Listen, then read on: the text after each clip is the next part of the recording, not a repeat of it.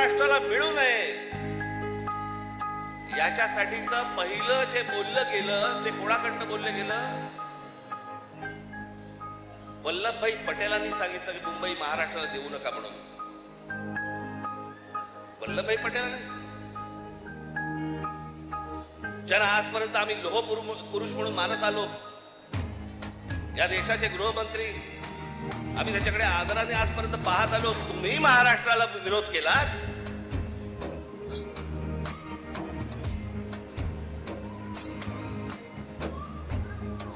ज्या वेळेला महाराष्ट्रामध्ये आंदोलन झाली त्या वेळेला हे मोरारजी देसाई गोळीबार करून लोकांनी ठार मारले होते, मराठी माणसाला ठार मारले होते इथे महाराष्ट्रात.